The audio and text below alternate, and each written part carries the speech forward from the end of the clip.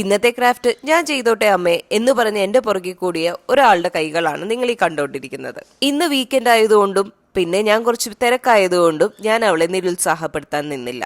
Form clay use ചെയ്ത് നിനക്ക് എളുപ്പത്തിൽ ചെയ്യാൻ പറ്റുന്ന ഏതെങ്കിലും ക്രാഫ്റ്റ് ഉണ്ടെങ്കിൽ ചെയ്തോ എന്ന് പറഞ്ഞ് ഞങ്ങൾ പിരിയുകയും ചെയ്തു. എങ്കിൽ പിന്നെ നമുക്ക് എല്ലാവർക്കും അവൾ ചെയ്തെടുക്കുന്ന ഈ ക്യൂട്ട് ആയിട്ടുള്ള സിമ്പിൾ ആയിട്ടുള്ള ക്രാഫ്റ്റ് ഒന്ന് കണ്ടു നോക്കിയാലോ. ഇന്നത്തെ താരം മറ്റൊന്നുമല്ല, ഒരു ബ്ലൂബെറി റോൾ കേക്ക് ആണ്. വളരെ സിമ്പിൾ ആയിട്ട് നിങ്ങൾക്ക് എല്ലാവർക്കും ഉണ്ടാക്കിയെടുക്കാൻ പറ്റുന്ന ഒരു സാധനമാണ് ഈ ബ്ലൂബെറി റോൾ കേക്ക്. ഇവിടെ ബേസിക്കലി നമ്മൾ 2 കളേഴ്സ് ആണ് യൂസ് ചെയ്തിട്ടുള്ളത്. ഒരു ഡാർക്ക് പർപ്പിൾ കളറും പിന്നെ ഈ ബേജ് പോലത്തെ ഒരു കളറും. ഇനി നിങ്ങളുടെ കയ്യിൽ വൈറ്റ് കളർ ഉണ്ടെങ്കിൽ നിങ്ങൾക്ക് അത് യൂസ് ചെയ്യാം. നെക്സ്റ്റ് നിങ്ങൾ ചെയ്യേണ്ട കാര്യം ഈ 2 കളേഴ്സും ഈ റെക്ടാംഗിൾ രൂപത്തിൽ ഒന്ന് പരത്തിയെടുക്കുക. അതിനുശേഷമായിട്ട് ഒന്നിന്റെ മുകളിലോട്ട് ഒരെണ്ണം വെച്ചിട്ട് നമ്മളൊന്ന് റോൾ ചെയ്തെടുക്കുകയാണ്. ഇങ്ങനെ റോൾ ചെയ്യുമ്പോഴത്തേനും നമ്മുടെ ബ്ലൂബെറി റോൾ കേക്ക് ഇവിടെ റെഡിയായി. ഇനി നെക്സ്റ്റ് ടാസ്ക് എന്ന് പറയുന്നത് ഈ ബ്ലൂബെറി റോൾ കേക്കിനെ ഒന്ന് മോടി പിടിപ്പിക്കുകയാണ്. അതിനായിട്ട് നമ്മൾ കുറച്ച് ക്രീം യൂസ് ചെയ്യുന്നുണ്ട്. അതായത് വൈറ്റ് കളർ ഇതുപോലെ റോൾ ചെയ്തിട്ട് വിപ്പിംഗ് ക്രീമിന്റെ രൂപത്തിൽ ഒന്ന് ഉണ്ടാക്കിയെടുക്കുകയാണ്. നമ്മുടെ വൈറ്റ് ക്രീം റെഡി ആയിട്ടുണ്ടെങ്കിൽ നമ്മൾ അതിനെ എടുത്തിട്ട് നമ്മൾ ഓൾറെഡി ഉണ്ടാക്കി വെച്ചിട്ടുള്ള ബ്ലൂബെറി റോൾ കേക്കിന്റെ മുകളിലോട്ടൊന്ന് ഫിക്സ് ചെയ്ത് കൊടുക്കാം.